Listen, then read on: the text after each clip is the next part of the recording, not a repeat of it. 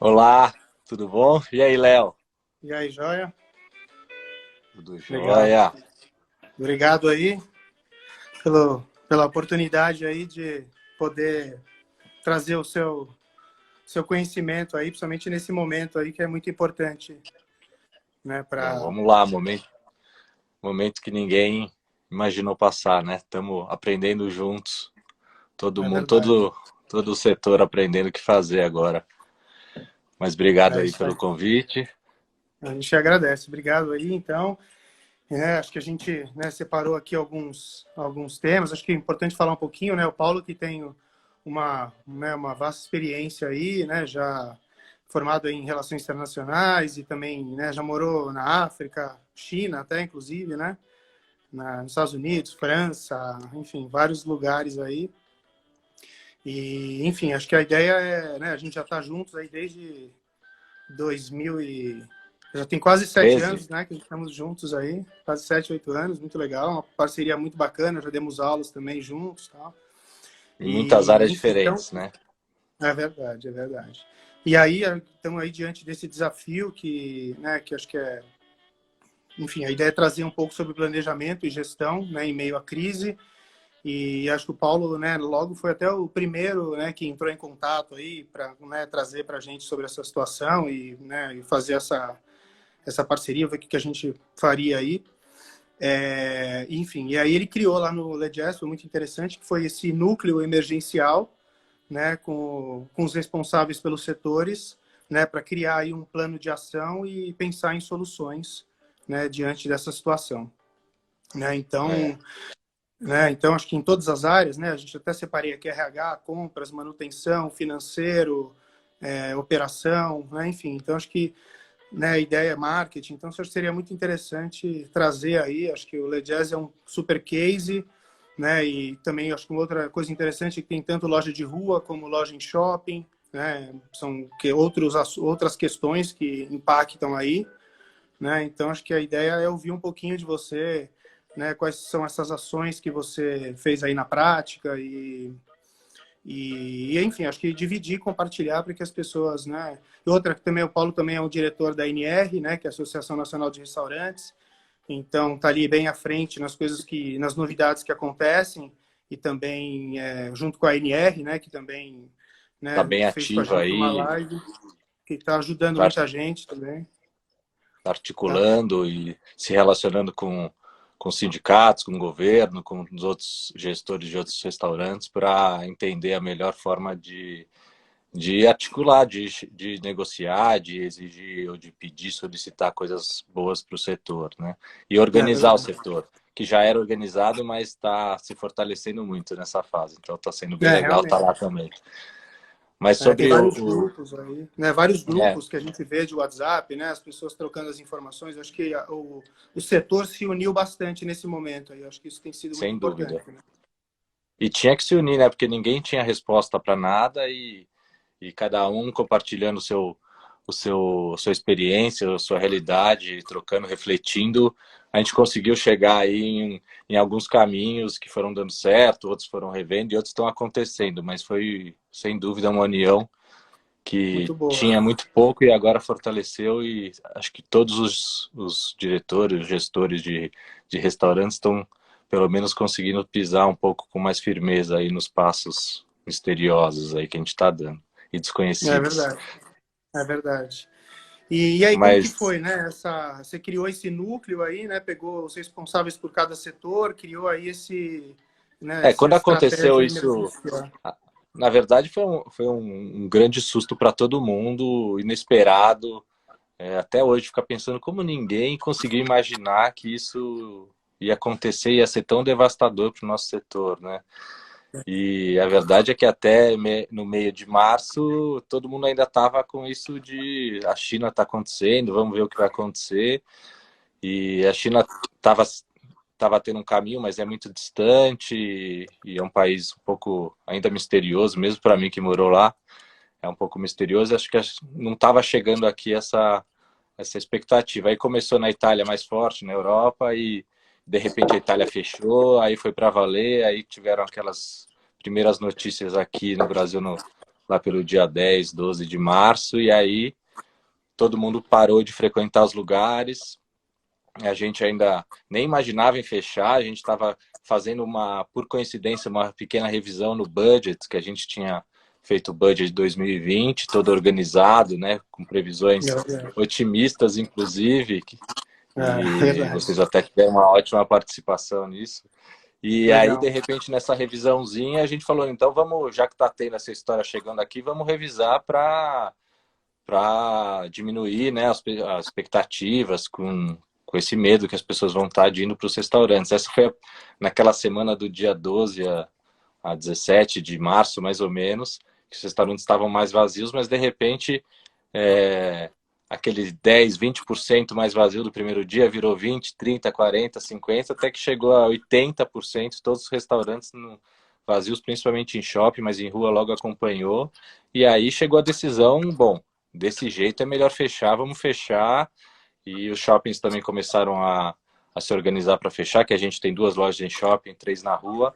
E então fechamos todas as lojas no dia 19 de março, sem nenhum decreto, sem nada, simplesmente porque a gente viu que era o melhor a se fazer, que era mais seguro para os clientes, para os funcionários e para todo mundo.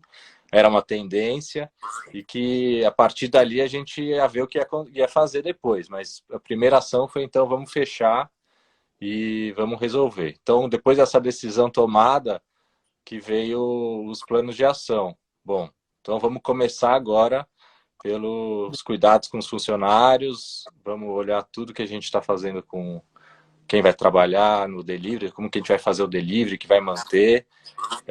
A questão de compras, né? Foi o departamento de suprimentos, a gente sentou e fez aí um planejamento de, primeiro...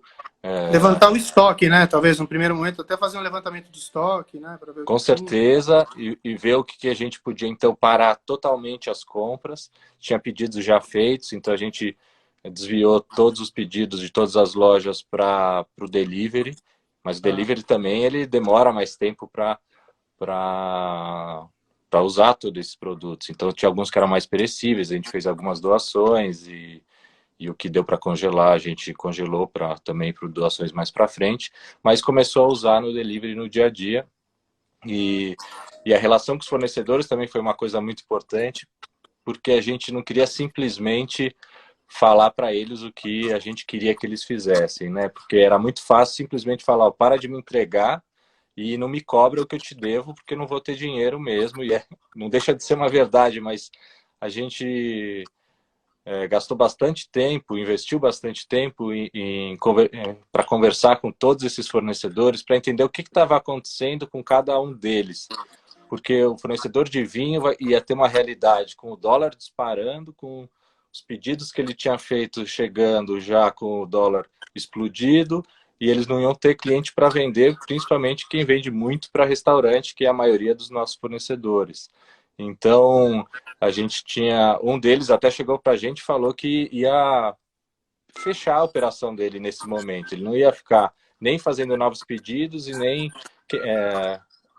queimando o estoque que ele já tinha. E aí o fornecedor de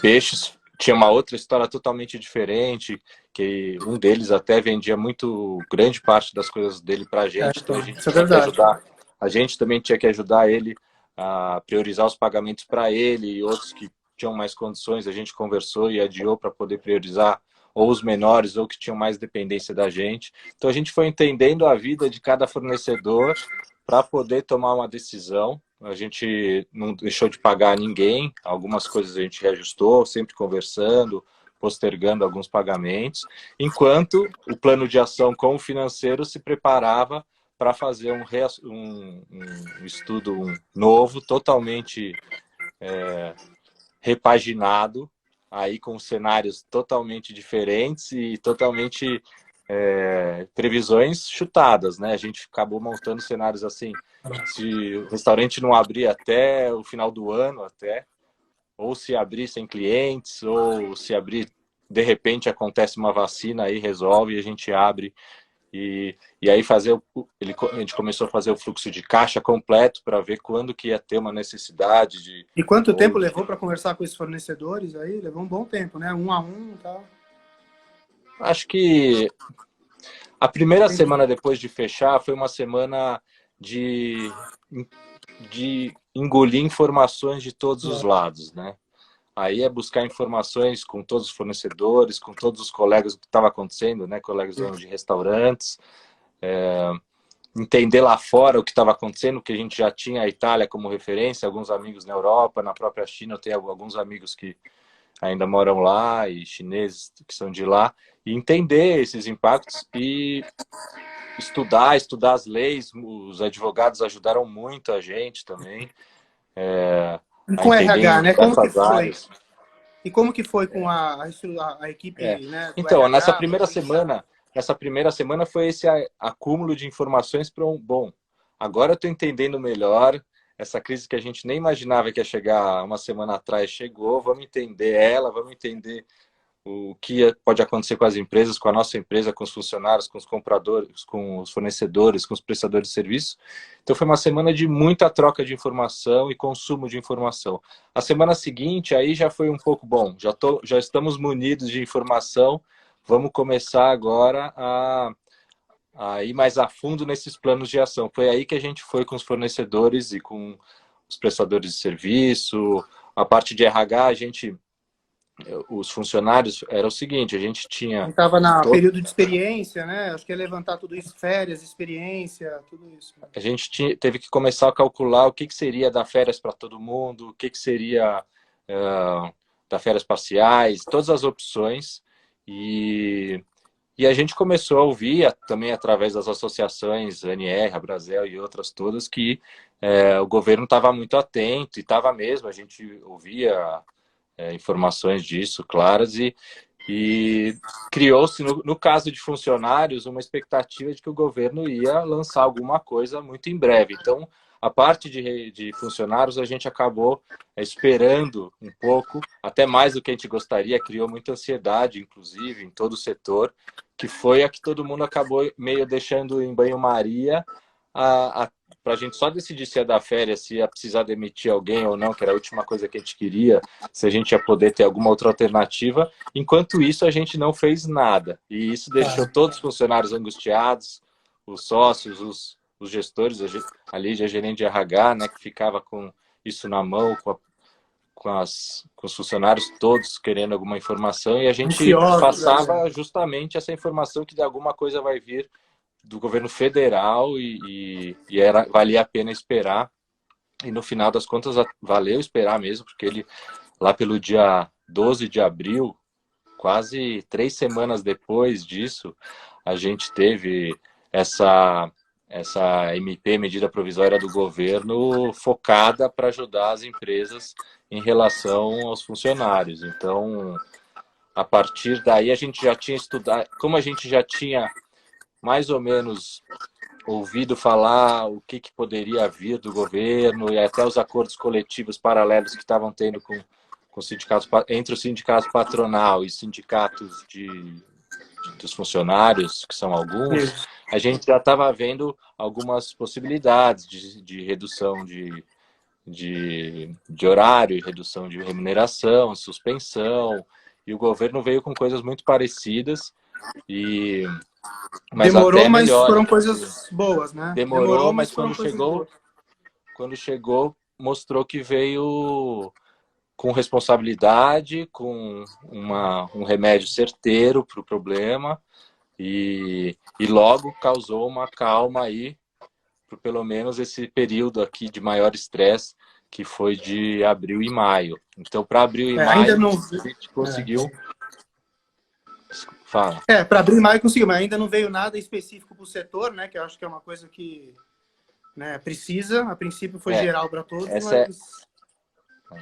Essa é outra questão importantíssima. Mas abril e maio, o governo permitiu que você ou reduzisse a carga horária e a remuneração 25%, 50% ou 70% dos funcionários, e aí já dá uma boa ajuda. E para aqueles que não tinham mais trabalho para fazer nesse momento, como é o caso de restaurantes que muitos fecharam. Então, no nosso caso, a gente fechou todas as 5 unidades, só manteve delivery em uma, então a gente manteve uns 20 funcionários trabalhando e São todos os quantos a hoje no maioria, a total? maior No total são quantos hoje? são próximo de 200, próximo São de 10%, 200. né? É, Ficou. e aí o restante, aí o administrativo, uma boa parte continua trabalhando com redução de 25%, isso também para continuar cuidando desses planos de ações todos, né? Já. Fundamental. E os outros funcionários, a gente suspendeu o contrato de trabalho assim que veio essa MP, e é uma suspensão que é flexível, a gente pode suspender a suspensão a qualquer momento, e que a pandemia acabar, ou que o restaurante abrir, as empresas abrirem, então pode chamar de volta, e aí você pode chamar e pode ainda reduzir se quiser. Tem bastante flexibilidade. Você pode suspender até 60 dias. Por isso que eu disse que resolveu a questão de março, de abril e maio, porque você pode suspender até 60 dias, que vai dar começo de junho. Depois você é obrigado a trazer ele de volta. Você ainda tem 30 dias para reduzir a carga horária deles, mas depois de 90 dias aí não tem mais nenhum benefício anunciado. E a nossa maior preocupação hoje, que acho que é o que você quis dizer, que é assim que a gente resolver abrir ou tiver que abrir, resolver que abrir, né? Porque é uma decisão nossa também. A gente vai ter que ter uma estrutura de compra toda montada, as mercadorias vão ter que estar lá para a gente considerar que os clientes podem encher ou não encher, mas a gente vai ter que estar com toda a pré-produção montada lá. E os Exatamente. funcionários, mínimo de funcionários vão estar lá, e no nosso caso não tem muito como ter uma equipe mais enxuta do que a gente já tem. Então a gente Vai vai ser ter uma uma estrutura de reinauguração, custos, né? vai ter uma É uma estrutura de custo de reinauguração. despesas toda Uma montada, reinauguração. É. exatamente, só que sem a certeza nenhuma de como vai ser essa demanda de clientes dentro dos restaurantes. Então a gente tem essa preocupação enorme de que a reabertura vai ser muito, muito lenta, os clientes mesmo ainda vão voltar a frequentar restaurantes com uma certa parcimônia. Então a gente precisa tomar muito cuidado para que essa abertura também não comece a ameaçar quebrar as empresas que têm que abrir e não tem o seu faturamento e não consegue diminuir sua estrutura de custos e despesas para atingir isso. Então, falta aí também agora algum sinal de auxílio, subsídios Certeza. ou financiamentos bem subsidiados de governos ou de bancos parceiros do governo, do BNDES, para que a gente consiga abrir mesmo com essa estrutura muito maior do que a gente poderia e, É. e sobreviver aí por esses meses, que sobreviver a gente tem certeza que a gente vai, mas ter, ter uma condição mínima de de estar saudável nesses meses abertos. Então, ou ter alguma ajuda de impostos estaduais, federais, ou abatimento, ou refinanciamento de longuíssimo prazo, e financiamentos com custos que não deixam problema para o ano que vem ainda maior, né? Que aí ninguém vai Exatamente. conseguir trabalhar direito nesses próximos meses, né? É, realmente. E falando um pouquinho do financeiro, né? Como que foi essa questão, né? Porque realmente poucos a gente sabe no setor que tem um capital de giro aí para segurar esse período, né? E hoje você, pensando no seu planejamento, você tem uma referência de qual o cálculo que você tinha de capital de giro, assim, pensando em, sei lá, quantas vezes o salário dos funcionários, ou você tem alguma É. base de um capital de giro que você sempre A gente manteve ali? é muito legal essa pergunta que a gente sempre teve na cabeça que eu, principalmente, né, que cuido do financeiro, entre outras coisas, mas o financeiro está muito na minha mão, de que a gente precisava ter em caixa um valor para cobrir pelo menos 3 meses de custos e despesas fixas, né, despesas fixas mensais. E isso, aí perguntava, né, alguns sócios perguntavam, mas por que 3 meses e tal? E eu falava, sei lá, de repente acontece alguma alguma loucura e tal, e isso que está acontecendo foi exatamente o que A loucura. Foi a loucura. a gente conseguiu se guardar aí para pelo menos para 3 meses de Tá. uma loucura que aconteceu. Então isso foi importante ter deixado isso em caixa, por mais que esse dinheiro em caixa não conseguisse se remunerar muito bem, mas era importante ter lá para emergências. Mas não é uma coisa que dura para sempre, não suportam restaurantes fechados tanto tempo.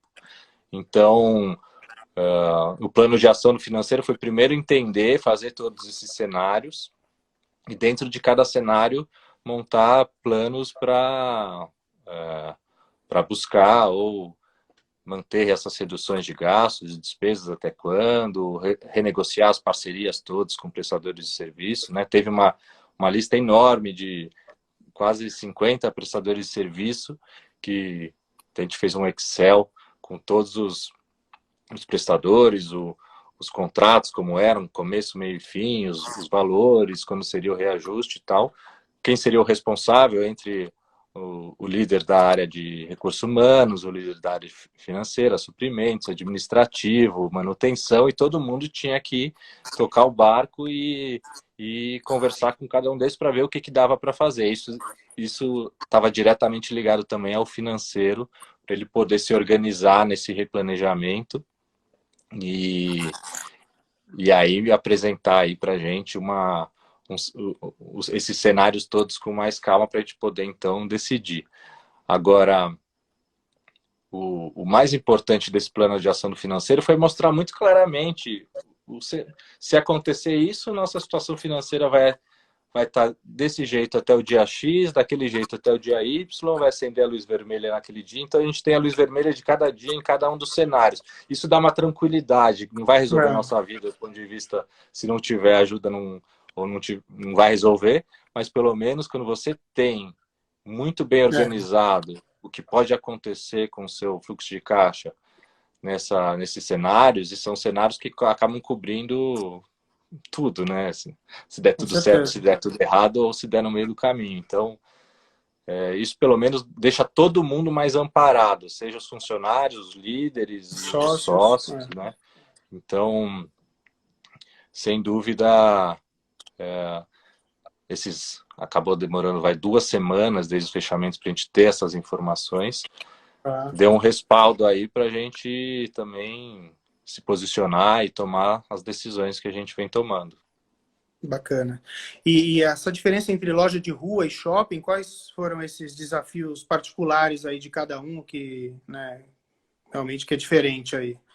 Acho que tem a questão do shopping, né, a questão dos aluguéis, que no começo tinha muita especulação, tal, se falava muito, eu não sei como que foi essa... O shopping tem custos mais altos, envolve condomínio, então são despesas, o custo de ocupação de shopping, ele geralmente é mais alto de rua, então nesse momento em que tem situação sensível de caixa, as negociações com shoppings chamam mais atenção, são prioridades, e são grupos muito grandes, em geral, com empresas de capital aberto, negociadas em bolsa, e são muito alinhadas entre si, então tem uma certa dificuldade de negociação, ou de individualmente se negociar, mas a gente tem visto que eles estão tendo alguma compreensão, estão tendo total compreensão do mercado.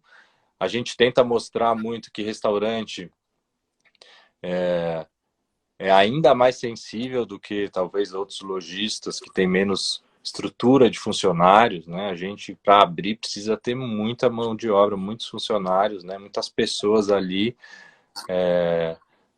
trabalhando, e é um investimento muito alto, um custo muito alto, que talvez lojas com 2 ou 3 atendentes resolva a sua vida mais facilmente. Então, a gente, além do aluguel, tem essa estrutura que precisa e não adianta ter menos funcionários, porque daí a gente não vai conseguir também entregar o que a gente se propõe, né? Que foi como a gente nasceu. E na rua não é que é mais fácil, né? Mas é um custo de ocupação em geral um pouco menor, tem diferença entre algumas unidades.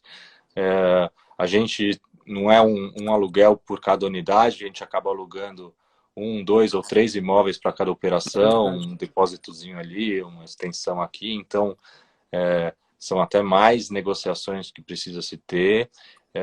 Tem proprietários muito mais compreensíveis que outros. Teve um que chegou para a gente assim, no primeiro sinal e já deu uma proposta assim, não se preocupa com os próximos 3 meses e vamos falar mais para frente. Teve outro que, pelo contrário, que veio com essa situação é imaginária, tá tudo certo, vamos aguardar o que vai acontecer, os shoppings não estão fechando, o decreto está falando para ficar aberto, para restaurante ficar aberto, e então estava querendo até saber mais da nossa operação do que isso. Então você tem que lidar com todo tipo de situação e ninguém está necessariamente certo ou errado, né? Tá todo mundo batalhando pela sua sobrevivência, pelo seu negócio, pela sua família, né? E aí a gente tenta se pôr no lugar do outro e negociando individualmente com paciência e com bastante informação. Acho que, sem dúvida, quanto mais trocar informação com cada um desses locadores, mais a negociação fica sólida e justa, né? Acho que se Tem chega num caminho. alguma dica que você dá para essas negociações? Acho que está mais próximo, mas tem alguma dica na hora dessas negociações que você Eu acredita acho que que é seja? importantíssimo explicar o que está acontecendo com o setor de restaurante, não simplesmente falar da crise ou ser pragmático demais, rápido demais, curto e grosso, ou mandar uma mensagenzinha pedindo um desconto. Acho que precisa trazer os locadores para perto da sua operação, não precisa abrir detalhes de números, mas para explicar. Alguns conhecem, outros não conhecem a estrutura de custos de um restaurante e muitas vezes não conseguem também imaginar que a reabertura dos restaurantes pode ser ainda mais sofrida do que a parte dos restaurantes fechados. Porque essa Exatamente. parte fechada, a gente, de uma forma ou de outra, se equilibrou, teve ajuda do governo com os funcionários, então estão recebendo ajuda direto na conta do governo, e a gente conseguiu renegociar a maioria dos contratos de aluguel e o problema é assim que reabrir, né? Todo mundo vai querer cobrar aluguel de novo integral? Não dá, menor Não dá, condição. não. O faturamento Mesmo não porque vai a ser gente igual. imagina aí uns 20%, né? A princípio, né? Tudo é achismo, Isso é o que a mas é gente o que a está gente... tendo orelhada. Eu estou acompanhando É. bastante ainda as cidades de Xangai, que tem uma similaridade com São Paulo. Estou acompanhando Milão, Madrid, Cidade do Lisboa, Nova México, né? York e Cidade do México, que é muito parecida com São Paulo, em termos gerais. Lá começou até mais bagunçado que aqui. O presidente de lá também teve uma negação forte no começo. E então são cidades que a gente está acompanhando para entender como que vai ser essa retomada, para a gente ajustar as nossas expectativas e também tropicalizar, que não vai ser idêntico do que está acontecendo lá.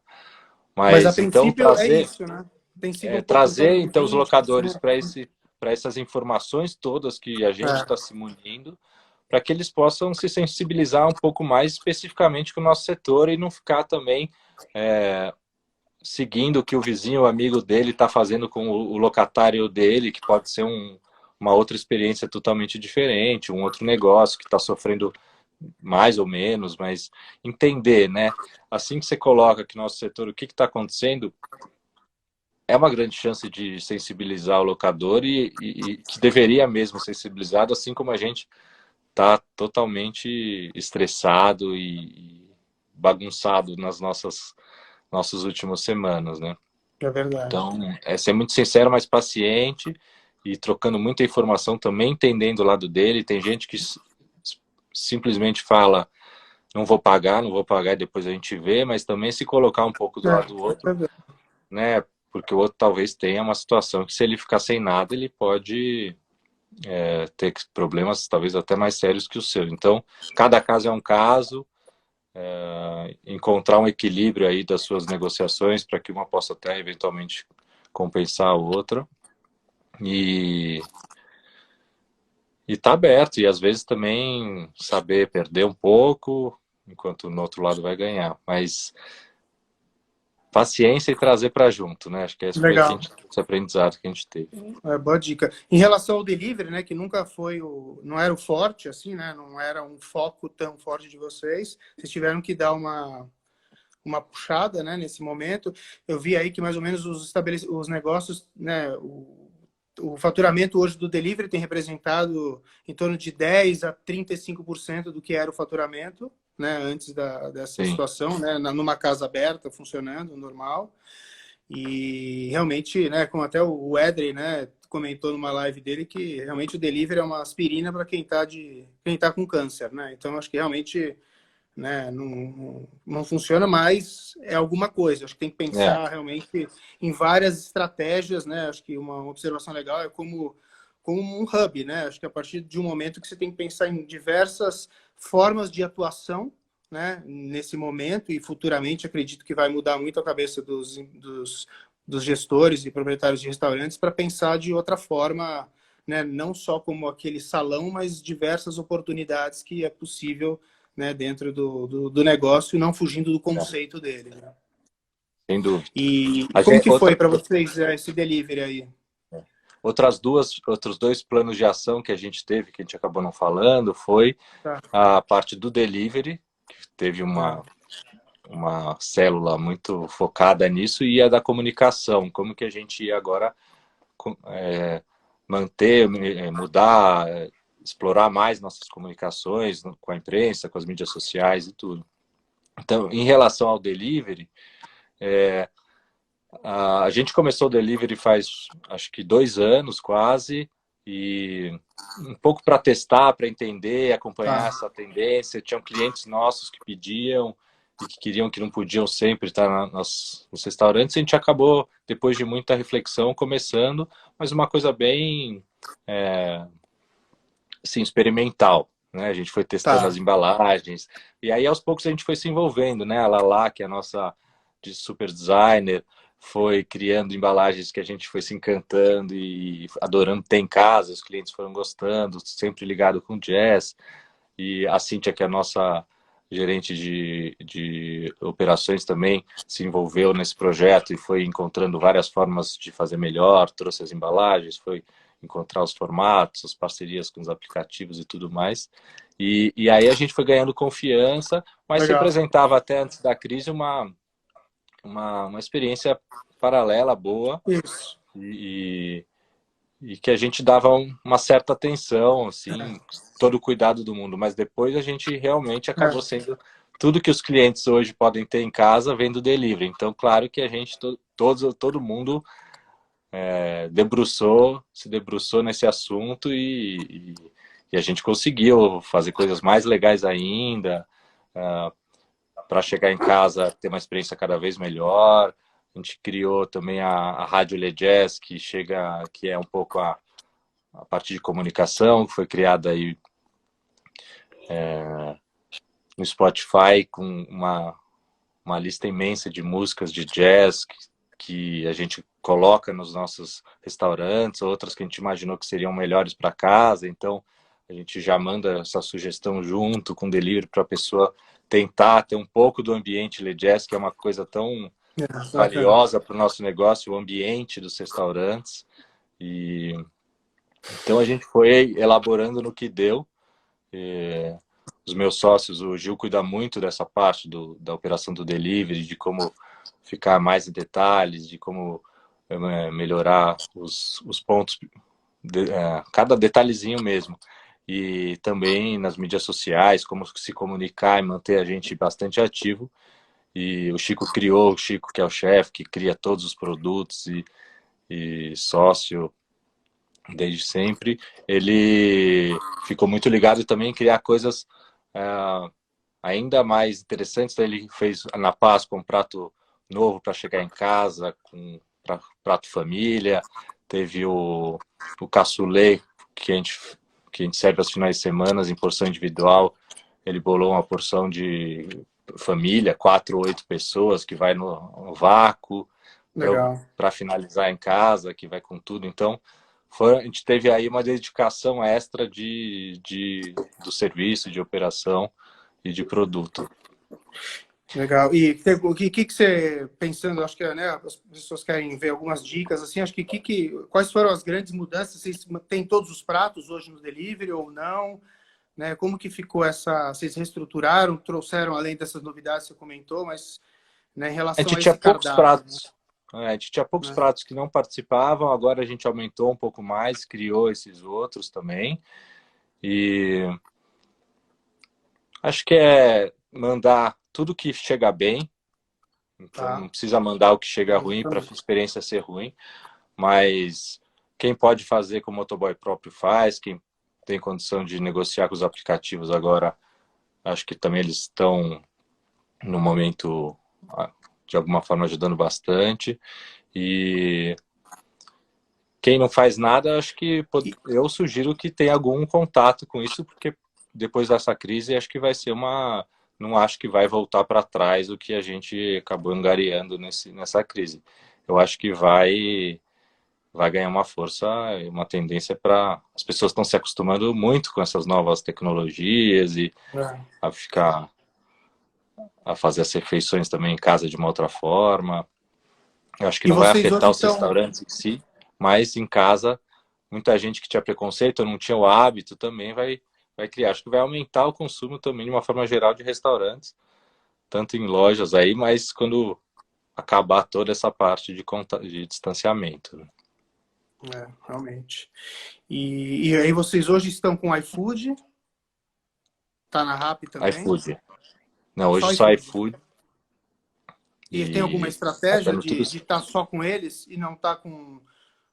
eu sei que vocês fizeram uma ação para os médicos, né? Ali, né, já sai de uma unidade só, né? Da Melo Alves, do delivery, é isso hoje? Isso. Aí a gente fez o takeaway Tá. e de estar só com um ou só com outro, o iFood foi uma negociação que a gente achou boa e seguiu só com exclusividade com o iFood. Mas o takeaway a gente serve para quem quiser passar lá, ligar, pedir por WhatsApp.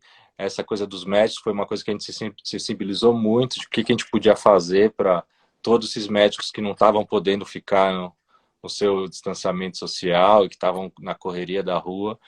E a gente imaginou que o que eles podiam apreciar era poder passar a pegar rapidinho, sair do trabalho, indo para o trabalho, e aí o que a gente podia fazer nesse caso era dar um super desconto para eles, para se sentirem mais amparados nesse momento. Foi uma coisa bem natural assim de fazer É bem e bacana. teve bastante repercussão deles, dos médicos e tal, que gostaram bastante, continua aproveitando.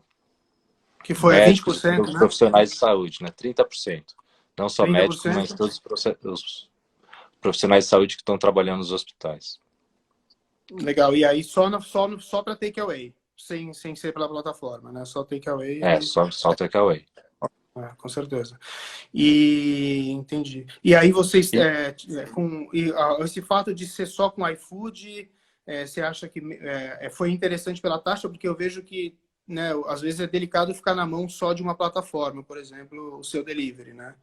Mas a princípio tem funcionado bem e você acha que o fato de ser exclusividade para vocês, não, você não pensa em, né, futuramente abrir, enfim, né? Porque eu vejo que hoje tem muitas pessoas trabalhando takeaway, trabalhando com entrega própria, né, através de Log ou Lalamove, enfim, buscando uhum. outras opções, né? Até trabalhando com entra com a plataforma com e-commerce próprio, enfim, não sei se em algum momento Hoje o que você acha a disso? gente ainda está aprendendo também, né? A gente começou há 2 anos e a gente está com uma como era uma coisa relativamente pequena para a gente, também não estava super preocupado de ter todas as plataformas possíveis para atingir todos, porque também tem uma limitação de espaço, né, na nossa unidade que a gente atende, e nem daria para atender nas outras, é só nessa que tinha o espaço, pela cozinha era muito maior. Então a gente tinha um limite, não adiantava crescer muito, e como não adianta ainda hoje crescer muito no delivery se a gente, com essa estrutura física que a gente tem. Então, esse foi um dos principais motivadores de focar só com um. A conversa foi boa, a negociação foi boa, a operação funciona muito bem e o take-out também está sendo uma outra forma alternativa. Mas a gente está também entendendo, aprendendo. Agora vai ter uma revolução nessa parte de entrega de aplicativo com essa fase toda, então estamos atentos, se valer a pena fazer qualquer movimento, a gente vai estar aberto a refletir. Mas hoje está funcionando bem. Legal. E aí, pensando, acho que um pouquinho até lá na frente, né? Assim, eu sei que ainda tem muita coisa, não sei se é a questão de funcionários, né? Eu vejo que tem funcionário que às vezes não aceita a suspensão, e aí fica toda uma questão delicada. Ainda se fala muito nessa questão de resolver esse momento, né? Mas eu acredito que assim que as coisas voltarem, né, precisa se pensar em muita coisa, né? Então, acho que, né, já pensando pelo menos a questão do cardápio digital, do Wallet, né? Eu sei que uma coisa que você comentou comigo uma vez que pelo menos o número de clientes hoje que frequentam, que usam, que utilizam o Wallet tem caído, né? Porque eles têm cada vez ido Sim. mais A de... pé, de aplicativos, patinetes, metrô. A gente está em todos os nossos restaurantes são do lado do metrô, então diminuiu muito mesmo.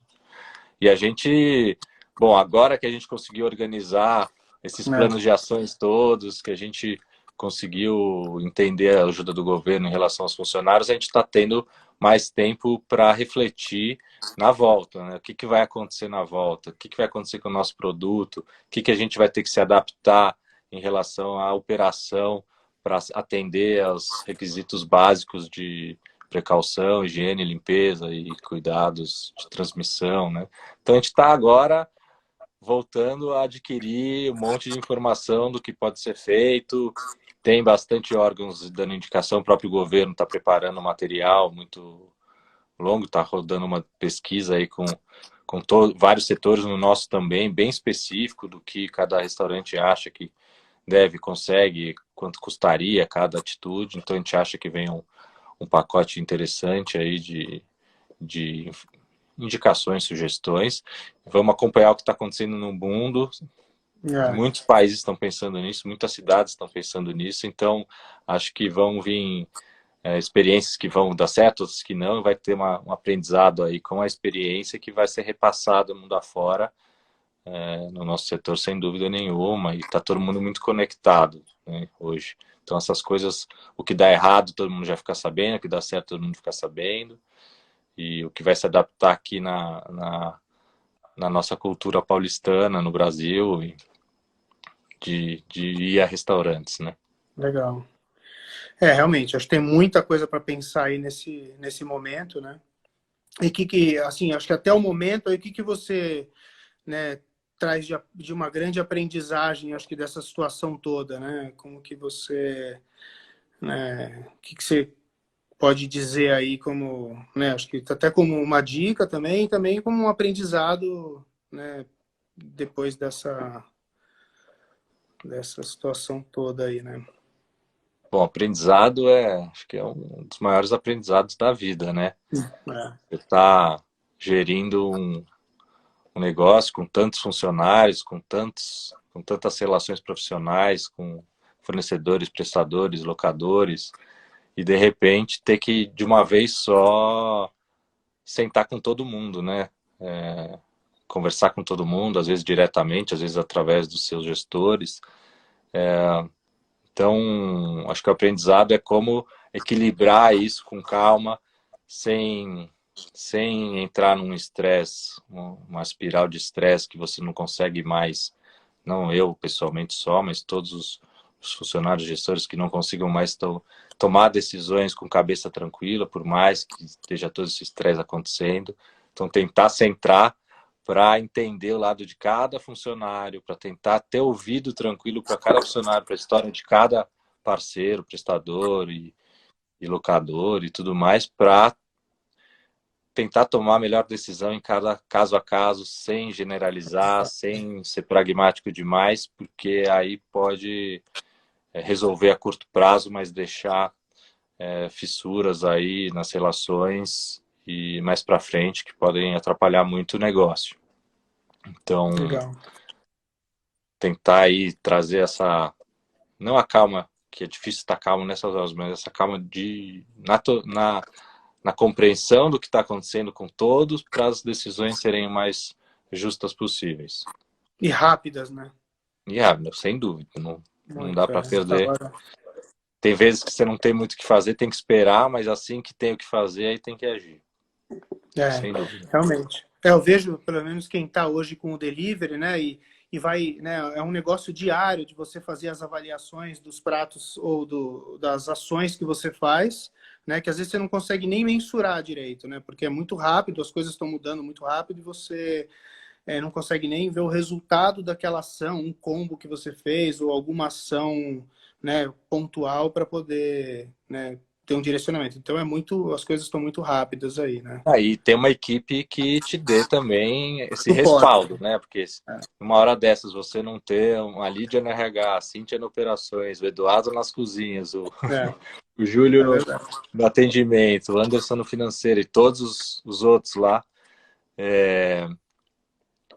a gente não ia conseguir fazer isso sozinho de jeito nenhum, né? Uma equipe bem montada, com responsabilidade, com tamanho, com respaldo, com envergadura para resolver esses problemas. Se eu tivesse que cuidar dos mínimos detalhes, às vezes eu entro mais a fundo ali, aqui, mas para coordenar geral você precisa estar com uma certa calma para olhar o macro, né? Entender que se você vai muito a fundo num lado, vai deixar aberto o outro e vai desequilibrar essa equação. Então, muito importante ter uma equipe com envergadura, com conhecimento de causa aí na sua área e que possa te representar preparar tudo para a gente tomar decisão junto.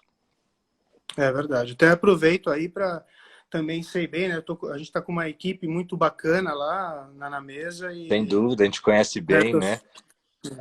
tô super feliz. Acho que a equipe, né, está respondendo e está todo mundo super rápido pensando em soluções. A gente vai ter em breve aí até novidades e realmente cada um ali, né, tô muito contente com a equipe que a gente tem lá, que a equipe está nota 10, assim, bem legal. Ah, que bom.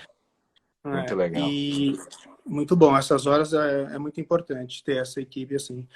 Teve também a parte de manutenção que a gente acabou não falando, manutenção e infraestrutura, que foi o oposto, né? Foi uma área que a gente acabou fazendo um planejamento oposto. Tudo que a gente não conseguia fazer com calma, porque os restaurantes estavam funcionando a toda, e eles abrem meio-dia, fecha meia-noite, para abrir meio-dia tem que começar às 6 da manhã a pré-operação, a pré-produção e tudo mais. A gente sobrava muito pouco para o pessoal da manutenção fazer ajustes com muita tranquilidade, né?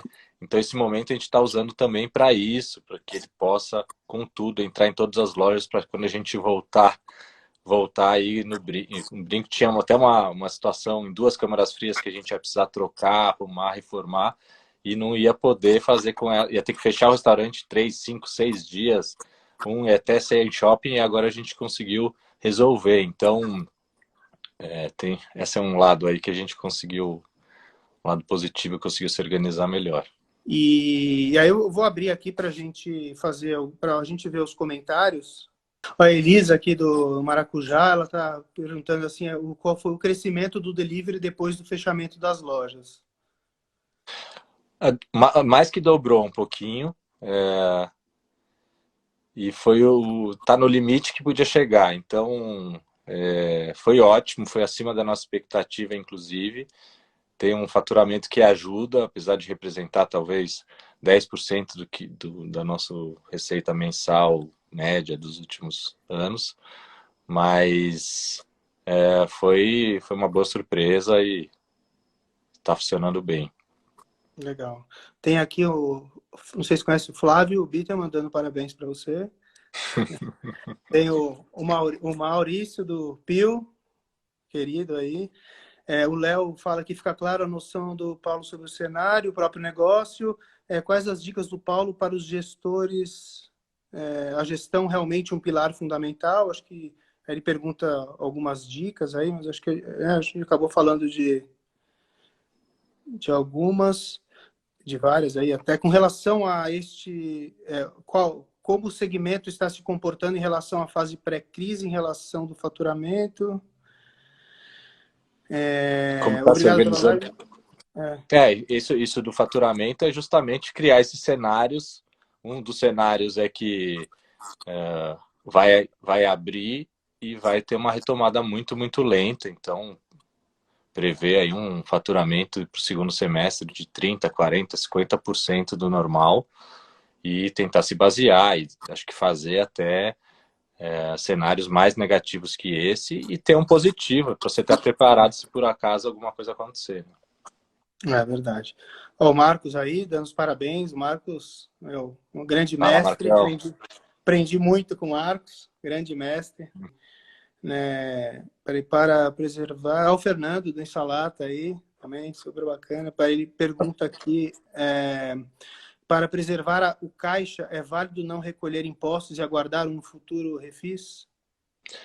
Eu acho que se a situação de caixa é sensível o suficiente para sobreviver ou não sobreviver, se eu pagar imposto não vou sobreviver, acho que sim, acho que tem que segurar um pouco, provavelmente vai vir alguma ajuda nesse sentido, espero, né?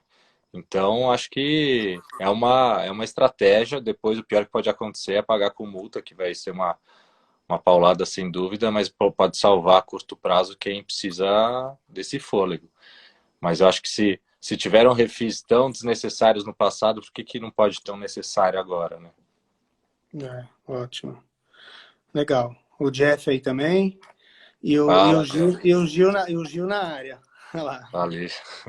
Sempre na área, né, Gil? Bom, legal. Então é isso. Obrigado aí, né? Super nota 10 aí, a super parceria nossa aí. E, enfim, a gente vai Legal. trazendo as novidades aí. Obrigado aí. Tá ótimo. Muito E obrigado. obrigado na mesa, sempre presente aí, já ajudou a gente, acho que em todas essas áreas que a gente falou, né? Recursos humanos, agora fez um trabalho muito grande de melhorar escalas e controle de horas, né? De banco de horas. A área de manutenção ajudou a gente até criar o departamento algum tempo atrás, PLR. Sempre próximos e com profissionais que a gente gosta muito de trabalhar e que a gente considera parte da família também, família Legess. Valeu, Legal, Léo, obrigado. valeu. Fico contente Todos aí. estão na Novidades em mesa. breve. Vamos em frente que tem muito trabalho aí para Todo mundo tem que se essa reinventar história aí. aí, sem Isso aí. dúvida. Valeu, obrigado. Um abração Obrigado, um aí. abraço. Tchau, tchau. Valeu. Falou, tchau.